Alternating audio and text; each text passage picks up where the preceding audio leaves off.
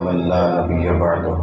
السلام على آله الطيبين الطاهرين وعلى أصحابه المتأدبين المهديين وأولياء أمته وعلماء أهل سنته أجمعين، خصوصا على أبي حنيفة وأحمد رضا. أما بعد، فأعوذ بالله من الشيطان الرجيم. بسم الله الرحمن الرحيم. قال الله تبارك وتعالى في القرآن المجيد: وقرنا في بيوتكن صدق الله العظيم وصدق رسوله النبي الكريم الأمين. رب اشرح لي صدري ويسر لي أمري واحلل عقدة من لساني يفقهوا قولي. بندہ پروردگارم، امت احمد نبی، دوست دار چار یارم، تابع اولاد علی، مذہب حنفیہ دارم، ملت حضرت خلیل، خاک پائے غوث اعظم، زیر سایہ ہر ولی. یا صاحب الجمالی و یا سید البشر، من وجہک المنیر لقد نفر القمر، لا يمكن ثناء كما كان حقه بعد خدا. بزرگ تو یہ قصہ مختصر. قال الله تبارك وتعالى في القرآن المجيد في شأن حبيبه مخبرا وآمرا: إن الله وملائكته يصلون على النبي يا أيها الذين آمنوا صلوا عليه وسلموا تسليما. درود پاک سارے احباب محمد سے پڑھ لیجیے: صلاۃ والسلام علیکہ یا سیدی یا رسول اللہ وعلی آلک واصحابک یا حبیب اللہ. صلاۃ والسلام علیکہ یا نبی اللہ وعلی آلک واصحابک یا نور اللہ.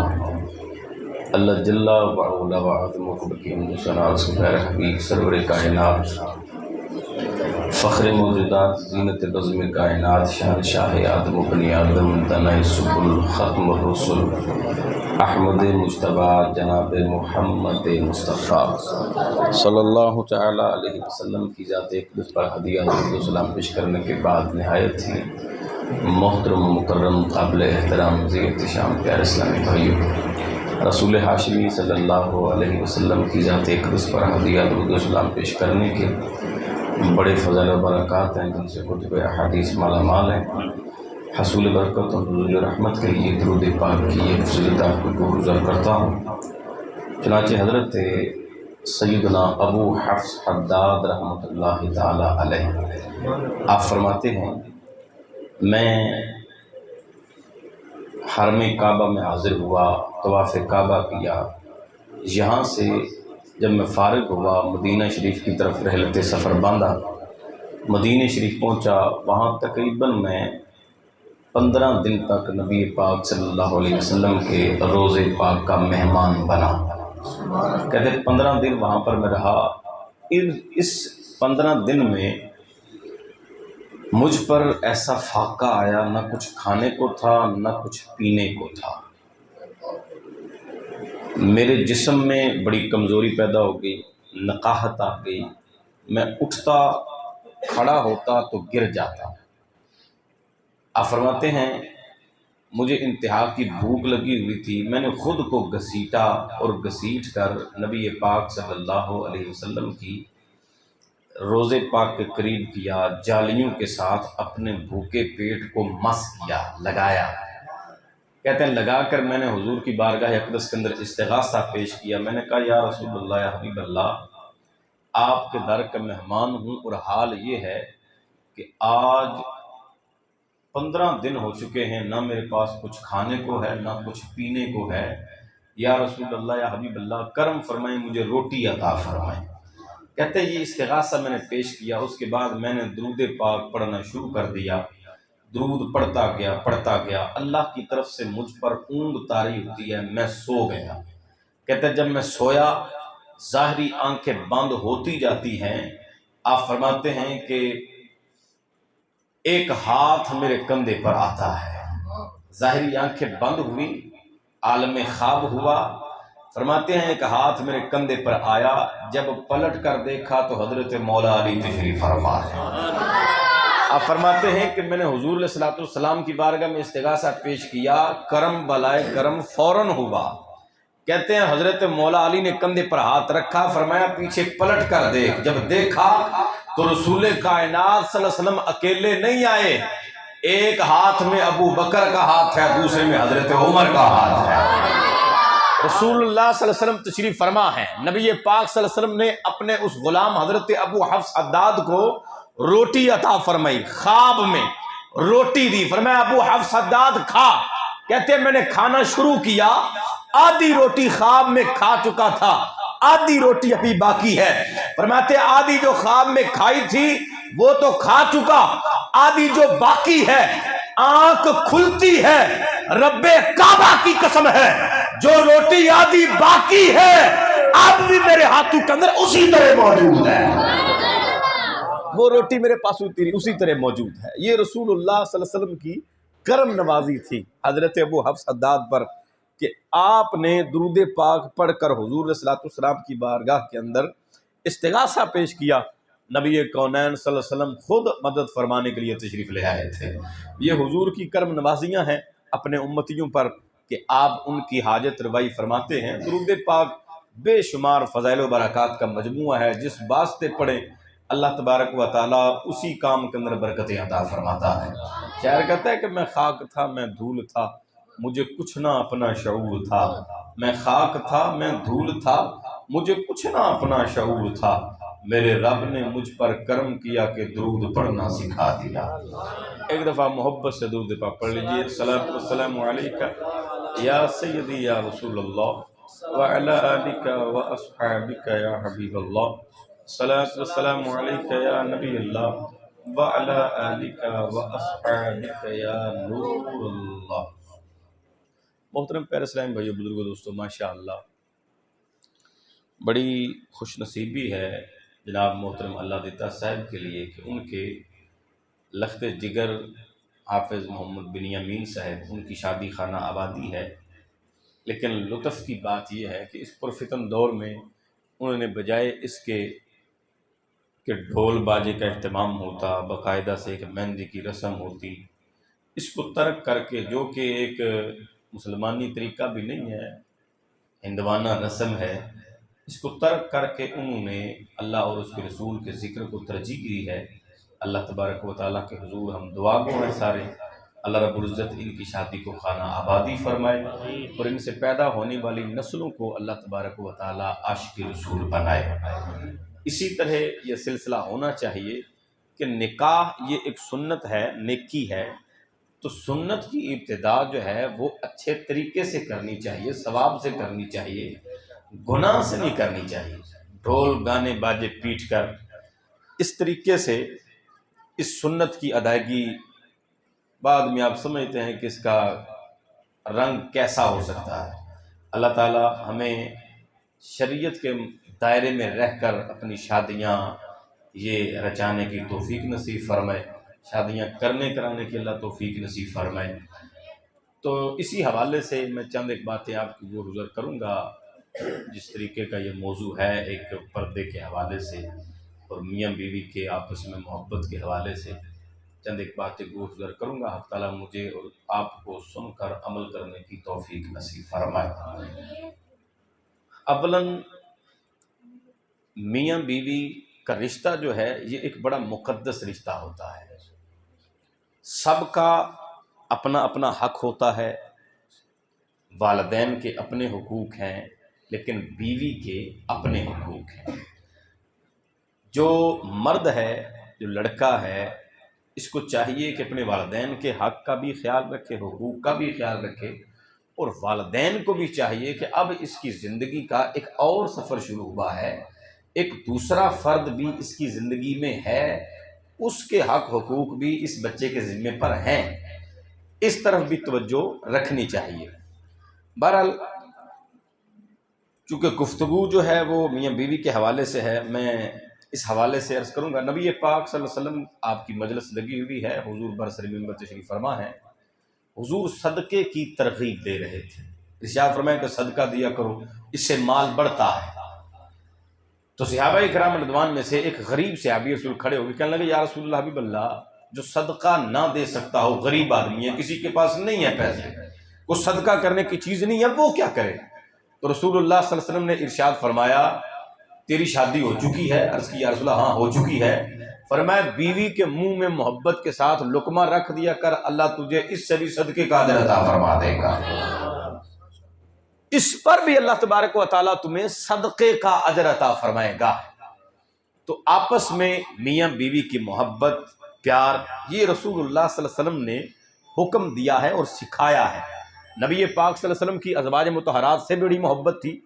جہاں پر پانی پینے کے گلاس میں حضرت عائشہ صدیقہ طیبہ طاہرہ آپ نے لب رکھ کر پانی نوش کیا ہوتا، رسول اللہ صلی اللہ علیہ وسلم وہیں پر لب رکھ کر بعد میں خود پانی نوش فرماتے تھے۔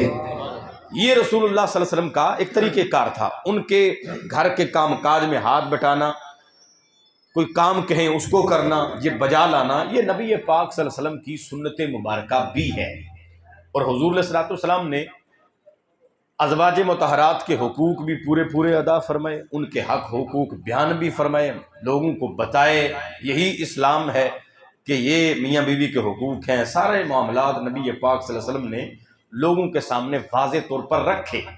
حضرت خدیجہ الکبریٰ رضی اللہ تعالی عنہا، آپ نے ہر چیز اپنی نبی پاک صلی اللہ علیہ وسلم پر قربان کی ہے، مال جان سب کچھ اپنا رسول اللہ صلی اللہ علیہ وسلم پر قربان کیا ہے۔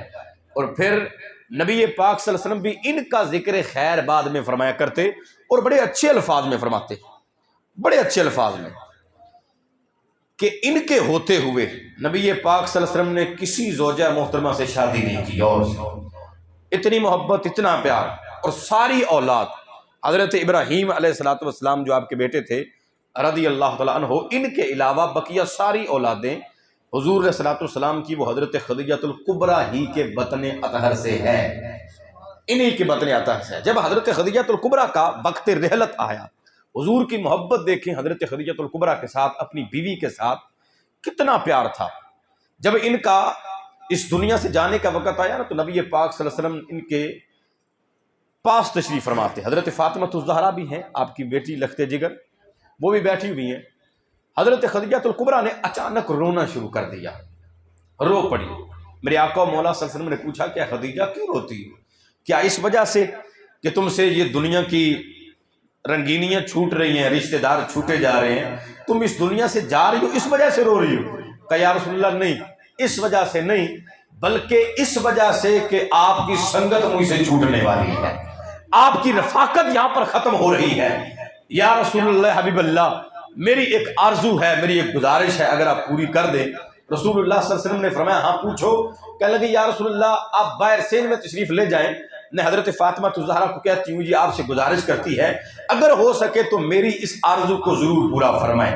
رسول اللہ صلی اللہ علیہ وسلم باہر سین میں چلے گئے۔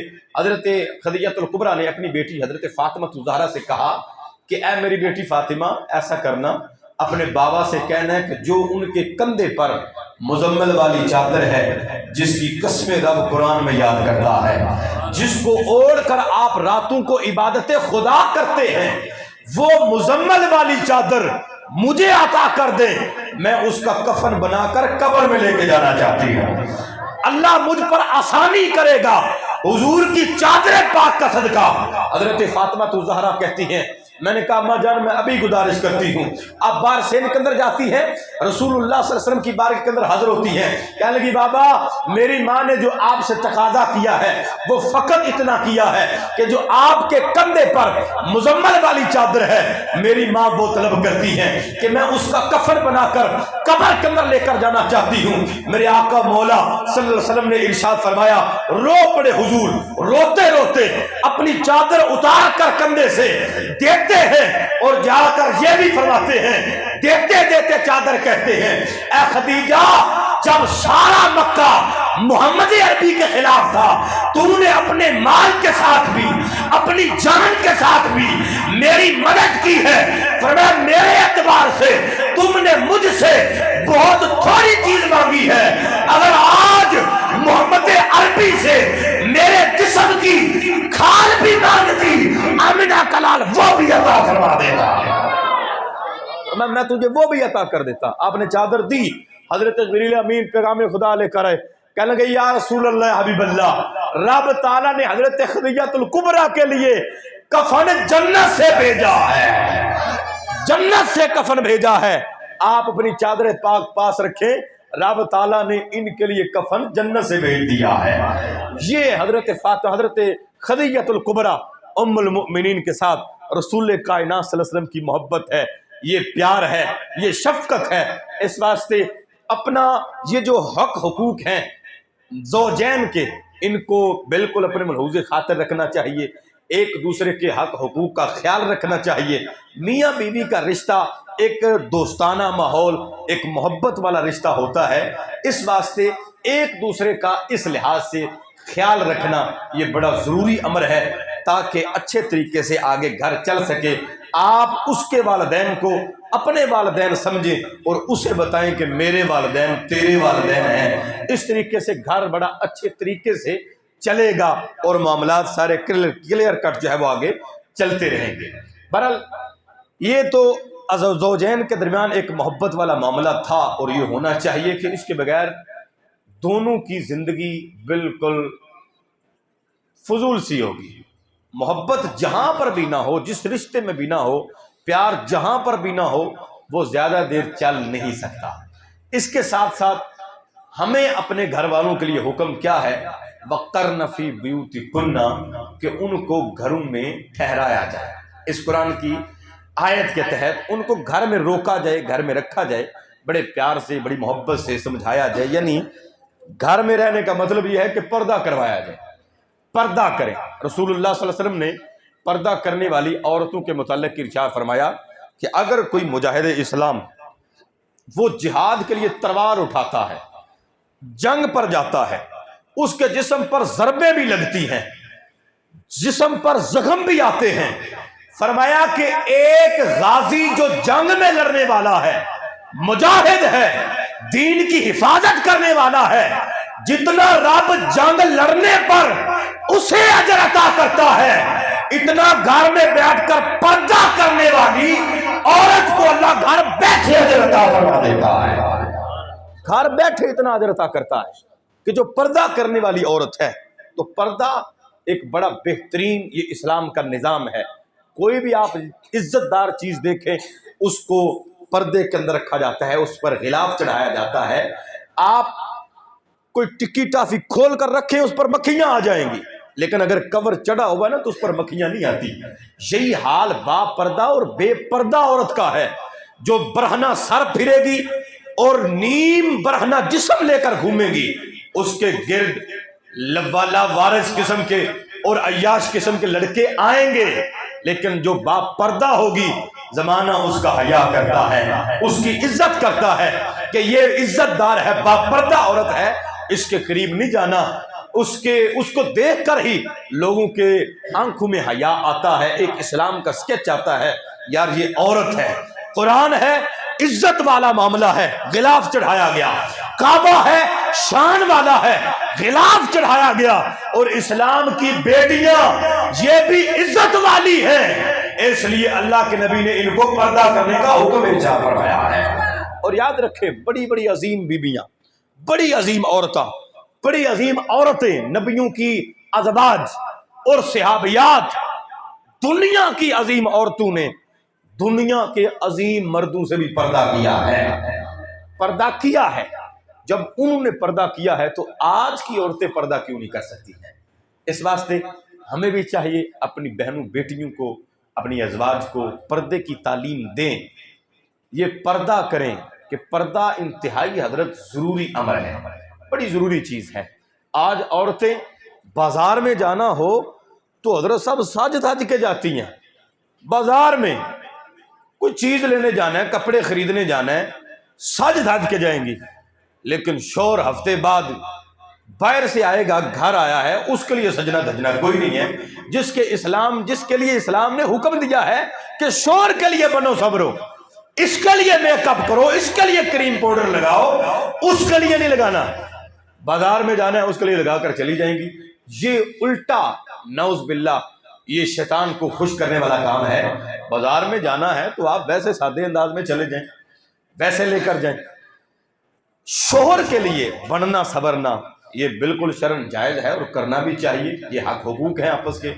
برحال باہر جو ہے وہ پردے کا خاص خیال رکھنا چاہیے تاکہ فتنے سے بچا جا سکے، فتنے سے بچا جا سکے۔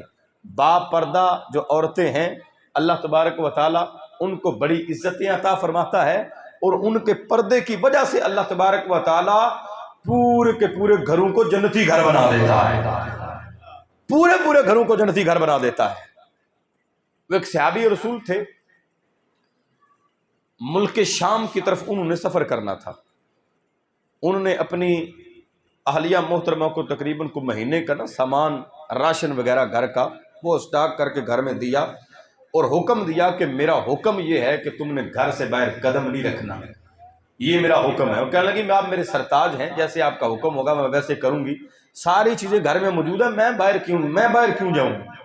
آپ نے فرمایا بالکل ٹھیک ہے۔ آپ چلے گئے، ملک شام میں کوئی مہینے وغیرہ کا سفر تھا۔ جب وہ چلے گئے نا تو کچھ دنوں کے بعد وہ جو نئی نویلی دلہن تھی، وہ اس عورت کے گھر میں پیغام آیا کہ تیرا باپ بڑا سخت بیمار ہے، ایسا کرو اپنے باپ کا پتہ لینے کے لیے آ جاؤ۔ اس عورت نے ماشاءاللہ اس کی تربیت تھی، شوہر نیک تھے، پرہیزگار تھے، خود بھی اچھی تھی۔ اس نے نبی پاک صلی اللہ علیہ وسلم کی بارگاہ اقدس کے اندر پیغام بھیجا کہ یا رسول اللہ، میرا شوہر اس طرح مجھے منع کر کے گیا ہے، گھر سے باہر قدم نہیں رکھنا، میں اب اپنے والد میرا بیمار ہے، میں اس کی عیادت کے لیے جا سکتی ہوں یا نہیں؟ وہ بیمار ہے، میں اگر حال حوال پوچھ کے آ سکتی ہوں؟ نبی پاک صلی اللہ علیہ وسلم نے اس قاصد کو فرمایا کہ میری بیٹی کو کہو کہ اگر مجھ سے مشورہ لیتی ہے تو شوہر کی مانے اور اپنے باپ کے گھر میں نہ جائے۔ قربان جائے وہ کوئی نہ گئی۔ تھوڑے دن گزرتے ہیں پھر پیغام آ گیا، کہنے لگے کہ تیرا باپ فوت ہو چکا ہے، ایسا کرو اب تو آ جاؤ۔ اب پھر عورت نے پیغام بھیجا کہ یا رسول اللہ اب میں جا سکتی ہوں کہ یہ میرا والد فوت ہو چکا ہے، اب جاؤں یا کوئی نہ؟ رسول اللہ صلی اللہ علیہ وسلم نے ارشاد فرمایا کہ میری بیٹی اپنے شوہر کی مان اب بھی نہ جا۔ کوئی نہ گئی۔ پھر جب دفنانے لگے پھر پیغام آیا، اے بیٹی وہ باپ کہ جس کو دیکھنے سے رب مقبول حج کا اجر عطا فرماتا ہے، والدین کے چہرے کو دیکھنے سے اللہ تبارک و تعالی مقبول حج کا اجر عطا کرتا ہے۔ کہا وہ چہرہ ہمیشہ کے لیے چھپنے والا ہے، آخری بار تو دیکھ جا۔ اب پھر پیغام بھیجا، لیکن پھر حضور نے منع فرمایا کہ نہ جا۔ اب کچھ دن گزرتے ہیں، اگلے دن نبی پاک صلی اللہ علیہ وسلم نے خود اپنا قاصد بھیجا۔ رسول کائنات صلی اللہ علیہ وسلم نے شاہ فرمایا کہ جاؤ میری بیٹی کو جا کر بتاؤ، پہلے وہ قاصد بھیجتی تھی، اب رسول اللہ نے بھیجا، فرمایا جا کر اس کو بتاؤ کہ تم نے اپنے شوہر کی اطاعت کی ہے، بے اطاعت زوجہا ان اللہ تعالی غفر لابیہا، بے اطاعت زوجہا تم نے اپنے شوہر کی اطاعت کی ہے، اسی اطاعت کا صدقہ رب نے تیرے باپ کی بخشش فرما دی ہے۔ لو حضرت بلند بادر سبحان اللہ، رمائش بیوی تیری اطاعت کا صدقہ اللہ تبارک و تعالی نے تیرے باپ کی بخشش فرما دی ہے۔ یہ حضرت صاحب پردہ ہے، یہ اطاعت ہے، یہ فرما برداری ہے۔ اللہ تبارک و تعالی اس کی برکت سے کتنی راہیں کھولتا ہے، کتنی آسانیاں پیدا فرماتا ہے۔ باپ بخشا گیا حضرت صاحب، اور کیا چاہیے تھا؟ اللہ تبارک و تعالی نے والد کی بخشش فرما دی ہے۔ تو پردہ یہ بڑی ایک عظیم چیز ہے۔ نبی کونین صلی اللہ علیہ وسلم نے آپ برسر منبر تشریف فرما تھے، صحابہ ستاروں کی مانند اس چاند کا حلقہ بنا بیٹھے ہیں۔ رسول اللہ صلی اللہ علیہ وسلم نے صحابہ سے سوال کیا۔ نبی پاک صلی اللہ علیہ وسلم ارشاد فرماتے ہیں صحابہ بتاؤ خیر النساء کون ہے، بہترین عورت کون سی ہے؟ صحابہ کرام میں سے کسی نے ہاتھ اٹھایا، کہا یا رسول اللہ میں بتاتا ہوں۔ فرمایا ہاں بتاؤ۔ کہنے لگے یا رسول اللہ وہ عورت جو اپنے شوہر کی فرما برداری کرنے والی ہو۔ فرمایا یہ بھی ٹھیک ہے، جو میں پوچھنا چاہتا ہوں وہ بتاؤ۔ کسی اور نے ہاتھ اٹھایا، کہا یا رسول اللہ جو گھر کے کام کاج اچھے طریقے سے کر سکتی ہو۔ فرمایا یہ بھی ٹھیک ہے، جو میں پوچھنا چاہتا ہوں وہ بتاؤ۔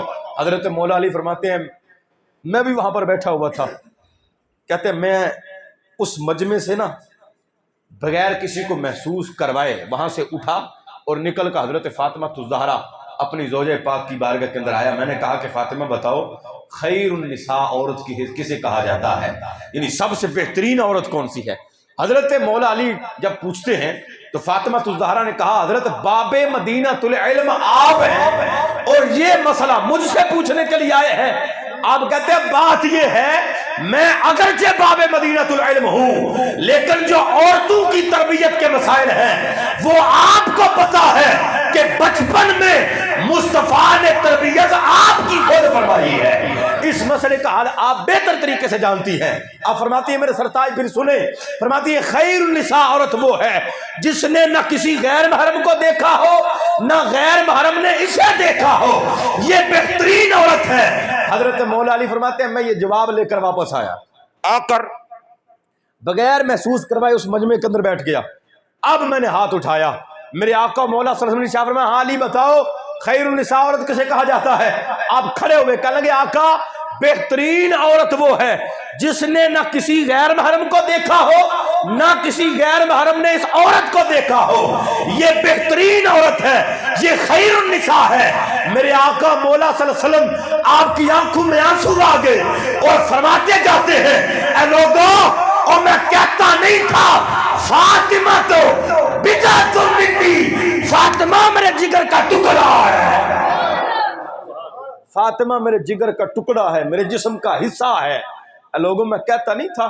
اب صحابہ آپس کے اندر بولنے لگ گئے اور جواب حضرت مولا علی نے دیا ہے اور باتیں جو ہو رہی ہیں جو سمرا جا رہا ہے وہ سارے کا سارا حضرت فاطمہ الزہرا کی طرف جا رہا ہے. یہ کیا معاملہ ہے؟ آپ فرماتے ہیں تمہیں نہیں پتا رسول اللہ کو رب نے علم غیب عطا فرمایا ہے، حضور جانتے ہیں کہ میں یہ جواب حضرت فاطمہ الزہرا سے لے کے آیا ہوں. اب جب یہ کیفیت بنی حضرت مولا علی نے جواب بتایا، نبی پاک صلی اللہ علیہ وسلم اس وقت بڑا روئے، اس قدر روئے کہ ہچکیاں بند گئیں، یہاں تک کہ حضور مجمع سے اٹھے اور ساتھ میں جو حجرہ عائشہ تھا رضی اللہ تعالیٰ عنہ اس کے اندر جا کر سجدے میں سر رکھا اور رونا شروع کر دیا. روتے جاتے ہیں. نبی پاک صلی اللہ علیہ وسلم کی بارگاہ کے اندر کئی صحابہ تھے، حضرت صدیق اکبر، حضرت فاروق اعظم، سب کی جرت نہیں ہو رہی تھی کہ حضور کو جگائیں. نہ کسی کی حضور علیہ الصلوۃ والسلام نے بات اس وقت ملاحظہ فرمائی. حضرت مولا علی کو کسی نے کہا کہ آپ حضرت فاطمہ الزہرا کو بلائیں. آپ گئے، جا کر حضرت فاطمہ الزہرا سے کہا کہ میں نے جواب تو بتایا ہے لیکن رسول اللہ صلی اللہ علیہ وسلم روئے جا رہے ہیں، پتہ نہیں وجہ کیا ہے. ایسا کرو آپ چلو حضور آپ کی بات مانیں گے. حضرت فاطمہ الزہرا نے جھٹ سے پردہ کیا اور پردہ کر کے آپ اپنے گھر سے نکلتی ہیں. آ کر حضور صلی اللہ علیہ وسلم کے کندھے پر ہاتھ رکھا نا تو حضرت فاطمہ الزہرا کے ہاتھ کی ٹھنڈک رسول اللہ کے سینے تک پہنچتی ہے. حضور نے اپنا سر اٹھایا، کہا ابا جان اپنا سر اٹھائیں، آپ کیوں رو رہے ہیں، وجہ کیا ہے؟ آپ فرماتے ہیں میری بیٹی فاطمہ میری امت کی عورتوں کے لیے دعا کرو، میری امت کی عورتوں کے لیے دعا کرو. یا رسول اللہ وجہ کیا ہے؟ آپ فرماتے ہیں میں نے جب معراج پر گیا تھا میں نے دیکھا تھا عورتوں کو ان کے بالوں کے بال لٹکایا گیا تھا. کہا یا رسول اللہ کیوں؟ فرمایا اس وجہ سے کہ وہ غیر محرم کے سامنے اپنے بال ڈھانپتی نہیں تھی، یا ڈھانپے تو ہوتے باریک دوپٹے کے ساتھ، ڈھکے نہیں ہوتے تھے، ننگے بال رہتے تھے. اس واسطے اللہ تبارک و تعالی نے ان کو عذاب میں مبتلا فرمایا ہے. فرمایا فاطمہ میری امت کی عورتوں کے لیے دعا کرو اللہ ان کو پردہ عطا فرمائے، اللہ ان کو حیا نصیب فرمائے. اس واسطے میرے بھائیوں، بزرگوں، دوستوں، اپنی عورتوں کو، اپنی بہنوں بیٹیوں کو پردے کی تلقین کریں، پردے کی تلقین کریں. دنیا بالکل مختصر ہے، زندگی مختصر ہے، یہ ختم ہو جانے والی ہے. آخرت کا جو معاملہ ہے یہ بڑا سخت ہے اور دائمی ہے، جہاں جائیں گے ہمیشہ رہیں گے. اس واسطے آخرت کی تیاری کرنی چاہیے. اللہ ہمیں اپنی بہنوں بیٹیوں کے ساتھ محبت کے ساتھ پیار کے ساتھ سمجھا کر ان کو پردہ کروانے کی توفیق نصیب فرمائے. پردہ سے اللہ تبارک و تعالی مزید عورتوں کو نکھار عطا کرتا ہے. یہ زیور ہے حضرت صاحب، عورت کا زیور ہے، عورت کی خوبصورتی ہے کہ وہ پردہ کرے، پردہ کرے. اس لیے پیار سے محبت سے سمجھا کر ایک ہی دفعہ لاگو کریں گے مشکل ہو جائے گا. آہستہ آہستہ احتیاط سے محبت سے پیار سے سمجھاتے رہیں، تھوڑا تھوڑا کر کے انشاءاللہ تعالی یہ معاملہ کلیئر ہو جائے گا کہ عورتیں پردہ کرنے لگ جائیں گی. جب کریں گی تو پھر اللہ تبارک و تعالی خیر فرمائے اس گھر میں رہیں گی، اللہ اس گھر کو بھی جنتی گھر بنائے گا. جہاں پر جائیں گی اللہ اس گھر کو بھی جنتی گھر بنا دے گا.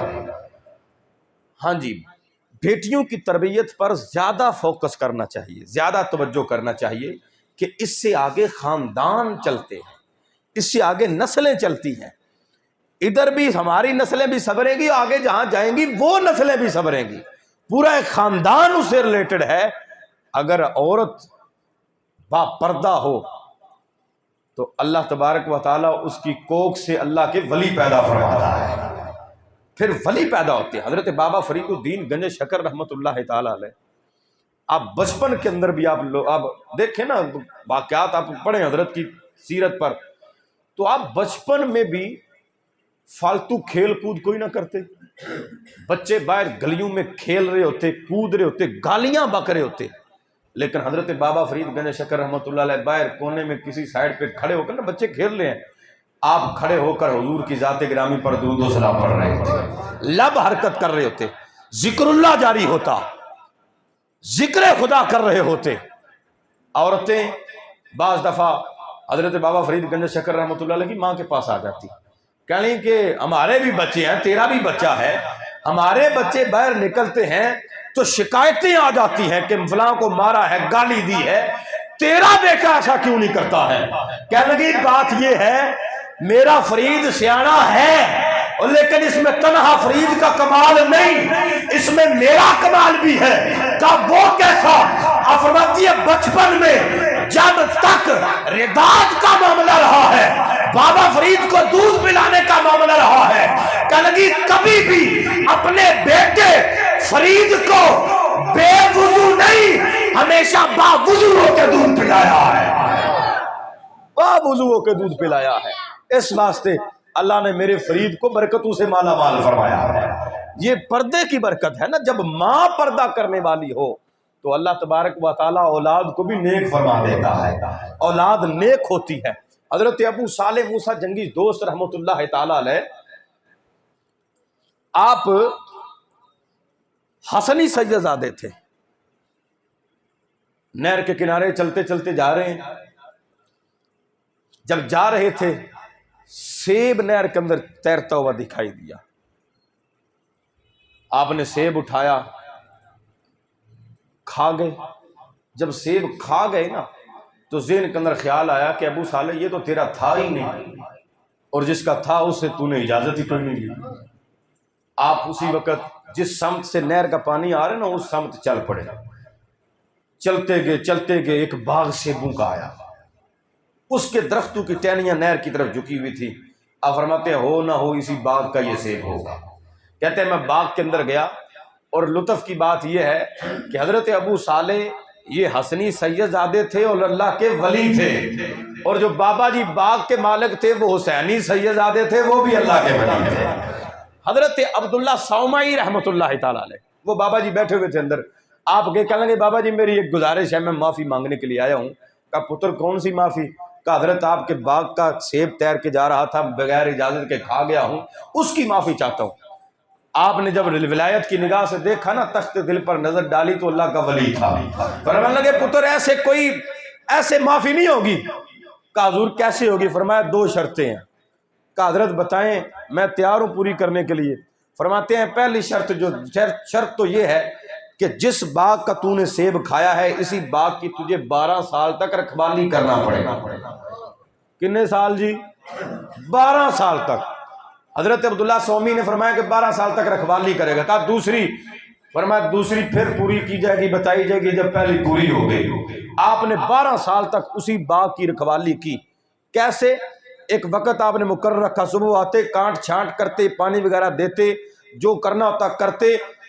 اس دوران حضرت عبداللہ صومی نے حضرت ابو صالح پر نظر رکھتے، دیکھتے رہتے کہ یہ بچہ کرتا کیا ہے، یہ نوجوان کس طریقے سے آتا ہے، کس طریقے سے جاتا ہے، اس کے آنے کا انداز کیا ہے، جانے کا انداز کیا ہے، اس کے بیٹھنے اٹھنے کا طریقہ کیا ہے، گفتگو کرنے کا سلیقہ کیا ہے۔ جب 12 سال کا عرصہ مکمل ہو گیا، کہنے لگا حضور اب معافی نہیں عطا فرما دیتے، آپ کا عرصہ مکمل ہو چکا ہے۔ آپ فرماتے ہیں پتر ابھی دوسری شرط تو باقی ہے۔ کہ حضرت وہ کون سی ہے؟ فرمایا دوسری شرط یہ ہے کہ میری ایک بیٹی ہے، نہ آنکھوں سے دیکھتی ہے، نہ وہ پاؤں سے چلتی ہے، ہے، نہ ہاتھوں سے پکڑتی ہے، نہ کانوں سے سنتی ہے، نہ زبان سے بولتی ہے، تجھے میری اس بیٹی سے شادی کرنا پڑے گی۔ آپ نے تھوڑی دیر کے لیے سوچا، سوچ کر پھر کہا حضرت مجھے منظور ہے، آخرت کا معاملہ بڑا سخت ہے، میں سیب کا حساب کہاں دے پاؤں گا۔ یہ ایک اللہ کے ولی تھے جن سے ایک سیب ہضم نہیں ہوا۔ آج ہم ہیں کہ ہزاروں اور لاکھوں کھا جاتے ہیں، کسی کا دگا مار کے کھا جاتے ہیں، دھوکے سے کھا جاتے ہیں، لیکن ڈکار تک نہیں لیتے، اور حضرت سے سیب ہضم نہیں ہوا۔ آپ نے جب یہ دیکھا کہ نوجوان کا تقوی اور بڑا ہے، کہا پتر میری بیٹی سے شادی کرنا پڑے گی، لیکن یہ معاملہ ہے نہ دیکھتی ہے، نہ چلتی ہے، نہ پکڑتی ہے، نہ سنتی ہے، نہ بولتی ہے، نہ چل سکتی ہے، اس بیٹی سے شادی کرنا پڑے گی۔ آپ فرماتے ہیں حضرت آخرت کا معاملہ بڑا سخت ہے، میں سیب کا حساب نہیں دے پاؤں گا، آپ میری شادی کر دیں۔ آپ نے نکاح پڑھا دیا، فرمایا جا سامنے حجرے میں تیری زوجہ موجود ہے، جا چلا جا۔ حضرت ابو صالح موسیٰ جنگی دوست رحمۃ اللہ علیہ فرماتے ہیں میں گیا، ایک قدم اندر ہے ایک باہر ہے، جب نگاہ اٹھا کر دیکھا یوں لگتا ہے کہ آسمان سے حور اتر آئی ہے۔ کہا جو بتایا گیا تھا، جو نشانیاں بتائی ہیں اس عورت کے اندر بالکل نہیں پائی جاتی ہیں۔ یہ تو دیکھتی بھی ہے، یہ سنتی بھی ہے، یہ پکڑتی بھی ہے، یہ بولنے والی بھی ہے، اس کی آنکھیں بھی سلامت ہیں، پاؤں بھی سلامت ہیں، ہاتھ بھی سلامت ہے، کان بھی سلامت ہے۔ آپ فرماتے ہیں میں نے فوراً اندر والا پاؤں پیر کیا، واپس آ گیا۔ میں نے کہا حضرت جو عورت کا کمرہ آپ نے بتایا ہے اس کے اندر کوئی اور عورت بیٹھی ہے۔ فرمایا بچے نہیں، یہ وہی ہے، یہ تیری بیوی ہے۔ کہا حضرت وہ تو دیکھتی سنتی بولتی چلتی ہے۔ فرمایا بیٹا سن، میں نے اپنی بیٹی کو آنکھوں سے نہ دیکھنے والا کہا اس بات سے کہ اس کی ساری زندگی گزر گئی ہے، آج تک اپنی آنکھوں سے اس نے کسی غیر محرم کو دیکھا نہیں ہے۔ میں نے اس کو نہ بولنے والا کہا، آج تک زبان سے اس نے کبھی فوش کلامی نہیں کی ہے۔ میں نے اس کو کانوں سے نہ سننے والا کہا کہ آج تک اس نے کوئی بھی فوش کلامی کانوں سے سنی نہیں ہے۔ حرام کان کی طرف ہاتھ بڑھا نہیں ہے، حرام کان کی طرف پاؤں چل کے گیا نہیں ہے۔ اس واسطے میں نے اس کو نہ بولنے والی کہا، نہ چلنے والی کہا، نہ پکڑنے والی کہا، نہ بولنے والی کہا، نہ سننے والی کہا، نہ دیکھنے والی کہا۔ ارے جب باپ اتنا متقی ہو کہ ایک سیب بخشوانے کی خاطر 12 سال تک اسی باغ کی رکھوالی کرے، اور ماں اتنی متقیہ ہو نہ ساری زندگی حرام کام کی طرف ہاتھ بڑھا ہے، نہ قدم اٹھا ہے، نہ غیر محرم کو دیکھا ہے، نہ کانوں سے فوج گوئی کو سنا ہے، نہ زبان سے نکالا ہے، جب ان دو ہستیوں کا وجود آپس میں ملتا ہے تو ان سے پیدا ہونے والی ہستی کو زمانہ قطب ربانی شباب لامکانی شیخ عبد القادر جیلانی الحسنی والحسینی کے نام سے یاد کرتا ہے۔ پھر بچے بھی حضرت غوث پاک رحمت اللہ علیہ جیسے پیدا ہوتے ہیں، مادرزاد اللہ کے ولی۔ جب ماں باپ نیک ہوں اللہ تبارک و تعالی آگے اولاد بھی اللہ کے ولی پیدا فرماتا ہے۔ آج بھی ممکن ہے کہ اللہ تبارک و تعالی کے ولی پیدا ہوں انہی ماؤں کی کوکھوں سے، لیکن حضرت بات یہ ہے ہم پردہ تو کریں۔ ہماری بہنیں بیٹیاں یہ فلموں ڈراموں کی جان چھوڑے تو بات چلے نا۔ بچہ گود میں ہے، جس گود کو پہلی درسگاہ کہا گیا اسی گود میں بچہ ہے، لیکن سامنے ٹی وی چل رہا ہے، فلمیں چل رہی ہیں، ڈرامہ چل رہا ہے، تو وہ بچہ کہاں اللہ کا ولی پیدا ہوگا؟ وہ اسی طریقے سے وہ بھی کرے گا جو دیکھ رہا ہے، سارے معاملات ویسے ہی ہوں گے۔ اس واسطے پردہ حضرت بڑی عظیم چیز ہے۔ حضرت زینب بنت فاطمہ الزہرا طیبہ طاہرہ رضی اللہ تعالی عنہا، حضرت فاطمہ الزہرا کی بیٹی حضرت زینب، حضرت یحییٰ بن معین ان کے بارے میں فرماتے ہیں میں 15 سال تک ان کا پڑوسی رہا، 15 سال تک۔ فرماتے ہیں رب کعبہ کی قسم ہے میں نے کبھی حضرت زینب بنت فاطمہ کو پردے میں چھپا ہوا بھی نہیں دیکھا۔ ویسے تو دور کی بات ہے، پردے میں چھپی زینب کبھی میں نے کبھی نہیں دیکھا۔ اس قدر پردہ تھا، اس قدر پردہ۔ حضرت جنید بغدادی رحمۃ اللہ علیہ، آپ کی بارگاہ اقدس کے اندر ایک بندہ آیا، بیان کو اختتام کی طرف لاتا ہوں. آپ کی بارگاہ میں بندہ آیا. آج ہمیں دیکھنا چاہیے کہ اسکول کس ٹائپ کا ہے, کالج کس ٹائپ کا ہے. اگر کو ایجوکیشن ہے, اکٹھے بچے اور بچیاں پڑھتے ہیں, وہاں پر اپنے بچیوں کو داخلہ نہ دلوائیں, وہاں پر نہ بھیجیں. سیپریٹ ماحول ہو, الگ الگ ہو, تو وہاں پر تعلیم دلوائیں. باپ پردہ طریقے سے دلوا سکتے ہیں, دلوائیں. ایک شخص حاضر ہوا, کہنے لگا حضرت کیا میں اپنی بیٹی کو ایجوکیشن کی تعلیم دلوا سکتا ہوں جہاں پر مرد اور عورت اکٹھے پڑھتے ہیں؟ آپ فرماتے ہیں بالکل جائز نہیں ہے. کہنے لگا حضرت مجھے اپنی بیٹی پر اعتماد ہے. آپ نے فرمایا کہ غضب میں آگے فرمایا تجھے رسول اللہ سے بھی بڑھ کر اعتماد ہے. حضرت عائشہ حفصہ سودا تشریف فرما ہے. حضرت عبداللہ ابن ام مکتوم آگے نبینا صحابی تھے. رسول اللہ نے ارشاد فرمایا کہ نبی کی گھر والیوں پردہ کرو. کہا یا رسول اللہ یہ تو نبینا ہے. فرمایا وہ تو نبینا ہے, تم تو نبینی نہیں ہو, پردہ کرو. حضور نے پردہ کا حکم دیا اور پردہ کیا ازواج مطہرات میں. کہا تجھے حضور سے بھی زیادہ اعتماد ہے. آپ نے پھر ایک جملہ بولا. حضرت جنید بغدادی فرماتے ہیں اگر پڑھنے والی اللہ کی ولیہ رابعہ بصریہ ہو, جو پڑھانے والے ہوں وہ اللہ کے ولی حسن بصری ہوں, جو پڑھایا جائے کتاب اللہ ہو, جہاں بیٹھ کر پڑھا جائے وہ کعبۃ اللہ ہو, آپ فرماتے ہیں پھر بھی جائز نہیں ہے. پھر بھی جائز نہیں ہے. یہ پردہ ہے درسا, یہ پردہ داری ہے. جب اتنے بڑے ولیوں کو اس طریقے سے پڑھنے پڑھانے کی اجازت نہ ہو تو آج ہم گناہ گار لوگ کیسے ایسے کر سکتے ہیں کہ کو ایجوکیشن میں تعلیم دی جائے, دلوائی جائے. اس سے بچنا چاہیے, بچیں. حضرت فاطمہ الزہرا طیبہ طاہرہ رضی اللہ تعالی عنہا, ان کی سیرت طیبہ اپنی بچیوں کو پڑھائیں, اپنی عورتوں کو پڑھائیں. حضرت فاطمہ الزہرا کی سیرت پاک کس قدر پردہ تھا. آپ آخری جب آپ کے ایام تھے نا, آپ دنیا سے جانے والی تھی حضرت فاطمہ الزہرا, آپ رنجیدہ تھی, بڑی پریشان تھی. حضرت اسماء بنت امیس رضی اللہ تعالی عنہا آپ فرماتی ہیں آپ کیوں پریشان ہیں؟ آپ فرماتی ہیں مجھے ایک فکر کھایا جاتا ہے. کہا حضور وہ کون سا؟ آپ فرماتی ہیں کہ مجھے ڈر ہے کہ کوئی میرے جسم کی حیت بھی نہ دیکھے. آپ فرماتی تھی میرا جنازہ شام کے وقت رات کو لے کر نکلنا, رات کو جنازہ پڑھایا جائے, میری میت شام کو رات کو لے کر نکلو.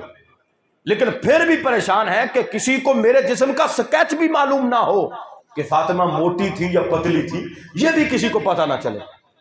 آپ فرماتے ہیں مجھے یہ خوف کھایا جاتا ہے.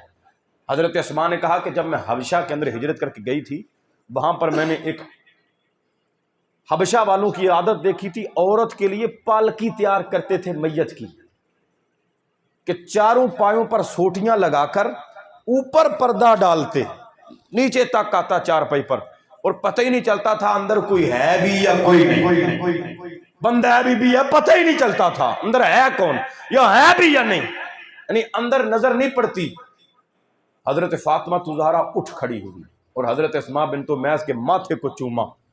کہنے لگی تجھے قسم ہے میری چارپائی میت کی تیرے ذمہ تیار کرنا ہے, تو تیار کرے گی, اور اسی طریقے کی تیار کرنا, تاکہ کسی کو پتہ بھی نہ چلے کہ فاطمہ الزہرا کے جسم کا سٹرکچر کس طرح کا تھا, حیت کیسے تھی. یہ پردہ تھا حضرت فاطمہ الزہرا طیبہ طاہرہ کا, جن کے آج ہم ذکر خیر کرتے ہیں, نام لیتے ہیں. یہ ان کا پردہ ہے. اس واسطے پردہ حضرت بڑا ضروری امر ہے. اپنی عورتوں کو, اپنی بہنوں بیٹیوں کو پردہ کروایا جائے. آپ سمجھتے ہیں سارے احباب کہ ایسے برقعے بھی نہ پہنے جائیں جو ٹائٹ ہوں, کہ برقعے کو بھی برقعے کی حاجت ہو, پردے کو بھی پردے کی حاجت ہو, ایسا نہیں.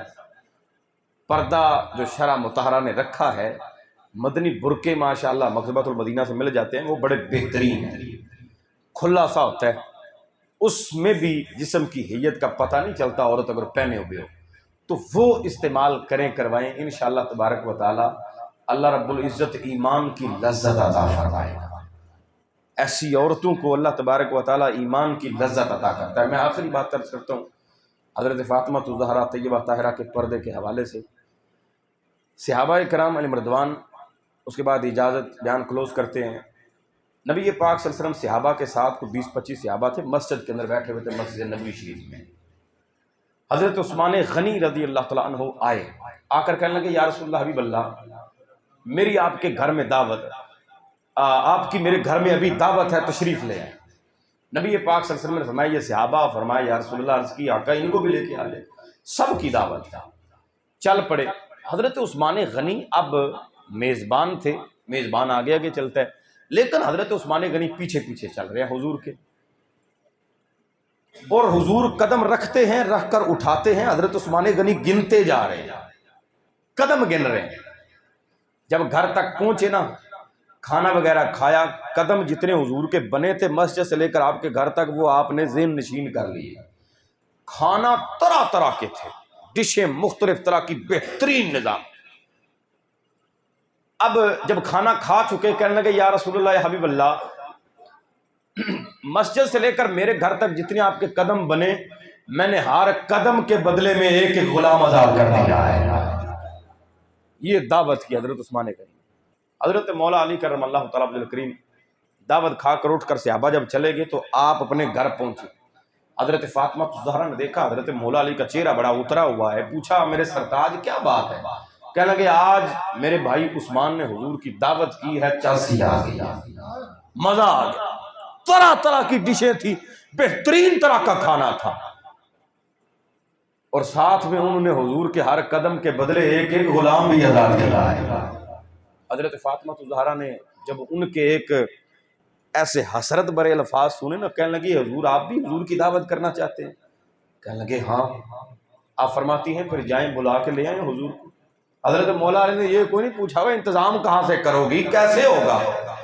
جب سنا نا کہ ہاں ہم بھی کریں گے، حضرت مولا علی کو جا کر بلا لائیں، آپ اٹھ کے کھڑے ہو گئے، جا کر حضور کو بلانے چلے گئے، کہا یا رسول اللہ انہی صحابہ سمیت آپ کی ہمارے گھر میں دعوت ہے۔ حضور اٹھے یہاں پر آگے۔ اب حضرت فاطمہ الزہرا نے کیا کیا، گھر میں تو 3 دن سے چولہا بھی نہیں جلا، انتظام کہاں سے ہوگا؟ آپ اٹھی، اگلے کمرے میں مصلی بچھایا، خالی دیچکیاں چولہے پر چڑھائیں، مصلی بچھا کر خالی دیچکیاں چولہے پر رکھی، ڈھکن دیے۔ اب مصلی پر آ جاتی ہیں، سجدے میں سر رکھا، عرض کرتی ہیں مولا تو جانتا ہے تیری رات ختم ہو جاتی ہے، فاطمہ الزہرا کا سجدہ ختم نہیں ہوتا ہے، مولا کرم فرما میرے اسی سجدے کا صدقہ، میرے پردے کا صدقہ کہ ساری زندگی نہ کبھی میں نے کسی غیر محرم کو دیکھا ہے، نہ کبھی کسی غیر محرم نے مجھے دیکھا ہے، یا اللہ کرم فرما اسی پردے کا صدقہ آج لاج رکھ نبی بھی آئے ہیں، نبی کے صحابہ بھی آئے ہیں، ان کے لیے کھانا جنت سے ہوتا، مولا کرم کر دے میری آج لاج رکھ لے، رسوا نہ کرنا حضور کے سامنے بھی، حضور کے صحابہ کے سامنے بھی۔ آپ نے دعا مانگ کر ہاتھ چہرے پر ڈالے، آ کر دیدکیوں سے ڈھکن اٹھائے، رب نے کھانا جنت سے اتار دیا ہے۔ اللہ قدرہ بلند آواز سبحان اللہ، پھر جناب بلند آواز سبحان اللہ۔ کھانا لگایا گیا۔ اب جنتی کھانا جو ہے نا اس کی ایک خصوصیت ہے، کیا ہے؟ ایک نوالا لگایا جائے تو ذائقے 70 آتے ہیں، 70 ذائقے طرح طرح کے محسوس ہوں گے، اللہ خیر کرے انشاءاللہ، اللہ جنت نصیب فرمائے۔ 70 ذائقے ہوں گے ایک لقمے میں، ایک نوالے میں۔ صحابہ کرام کے سامنے کھانا لگا، نوالے لگاتے ہیں، ایک لگایا نا تو ایک دوسرے کا منہ تکنے لگ گئے، کہنے لگے کہ ایک دوسرے کو دیکھا حیرت سے، وہ ایک ہی نبی پاک صلی اللہ علیہ وسلم نے صحابہ کیوں پریشان ہو، وہ حیرت زدہ کیوں ہو؟ کہا یا رسول اللہ پہلے بھی بڑی دعوتیں کھائی ہیں، ابھی عثمان غنی کی دعوت بھی کھا کے آئے ہیں، لطف آ گیا تھا، بڑا مزیدار کھانا تھا، لذیذ کھانا تھا، طرح طرح کی ڈشیں ہیں، لیکن یا رسول اللہ یا حبیب اللہ اس جیسا کھانا نہ پہلے کبھی کھایا ہے نہ آئندہ کبھی کھائیں گے۔ یا رسول اللہ لقمہ ایک لگاتے ہیں، ذائقہ 70 آتا ہے۔ میرے آقا مولا صلی اللہ علیہ وسلم نے فرمایا کہ اے میرے صحابہ ایسا کیوں نہ ہو، رب نے فاطمہ زہرا کی دعا کا صدقہ تمہارے لیے کھانا جنت سے اتارا ہے، یہ جنت سے آیا ہے، اس واسطے ذائقے 70 آتے ہیں۔ اب حضرت صحابہ اکرام کھانا کھانا شروع کرتے ہیں۔ حضرت فاطمہ زہرا طیبہ طاہرہ آپ نے پھر مصلی پر آتی ہیں، آ کر کہا مولا تو جانتا ہے میرے گھر میں تو کھانے پینے کے لیے کچھ نہیں ہے، 3 دن سے چولہا نہیں جلا تھا، کھانے کا انتظام بھی تو نے فرمایا ہے، مولا اب غلاموں کا انتظام بھی تو ہی فرمائے گا، مولا کرم فرما، لاج رکھ لے، رسوا نہ کرنا، کرم کر دے کہ اب غلاموں کا بھی انتظام فرما۔ حضرت عثمان غنی رضی اللہ تعالیٰ عنہ آپ نے ہر قدم پر ایک غلام آزاد کیا تھا۔ آپ فرماتی ہیں حضرت فاطمہ زہرا میں نے دعا مانگی، دعا مانگ کر چہرے پر ہاتھ ڈالتی جاتی ہوں، طائرین سدرہ نشین کے پار پھڑ پھڑاتے ہیں، جبریل پیغام خدا لے کر آتے ہیں، عرض کی میرے مولا یا رسول اللہ یا حبیب اللہ، اللہ تبارک و تعالیٰ کی طرف سے حکم لے کر آیا ہوں کہ مسجد نبوی شریف سے لے کر حضرت فاطمہ زہرا اور مولا علی کے گھر تک آپ کے جتنے قدم بنے ہیں، ہر ایک قدم کا صدقہ اللہ رب العزت نے 1,000 جہنمی جہنم سے نکال کر جنت کے اندر داخل فرما دیا ہے۔ اللہ کا رب العزت، سبحان اللہ سبحان اللہ۔ ایک قدم پر 1,000 جہنمی اللہ نے جہنم سے نکال کر جنت کے اندر داخل فرما دیا ہے۔ یہ پردے کی برکتیں ہیں۔ جب عورت پردہ کرتی ہے اللہ تبارک و تعالی اس کے ہر طرح کے معاملات میں برکتیں عطا فرما دیتا ہے، عزتیں عطا کر دیتا ہے، رفعتیں عطا کر دیتا ہے۔ یہ حضرت فاطمہ زہرا طیبہ طاہرہ کا پردہ تھا کہ جس کی وجہ سے اللہ رب العزت نے آپ کو یہ کرامتیں، یہ عزتیں، یہ شرف عطا فرمائے تھے کہ آپ جو دعا مانگتی تھی اللہ تبارک و تعالیٰ رد نہیں فرماتا تھا، فوری طور پر قبول فرما لیتا تھا۔ اللہ رب العزت ہماری بہنوں بیٹیوں کو، ماؤں کو، ازواج کو بھی حضرت فاطمہ زہرا کے نقش قدم پر چل کر اپنی زندگیاں بسر کرنے کی توفیق نصیب فرمائے، ان کو پردے کی دولت سے مالا مال فرمائے۔ آخر میں پھر دعا گو ہوں کہ حق تعالیٰ ہمارے بھائی بنیامین صاحب کی شادی کو خانہ آبادی فرمائے، ان کے جو خاندان آپس میں دو مل رہے ہیں اللہ رب العزت ان کو اتفاق محبت سے رہنے کی توفیق نصیب فرمائے، حق تعالیٰ ان کو اولاد نورینہ عافیت سے عطا فرمائے، اللہ ان کے معاملات میں برکتیں عطا فرمائے۔ وآخر دعوانا الحمدللہ رب العالمین۔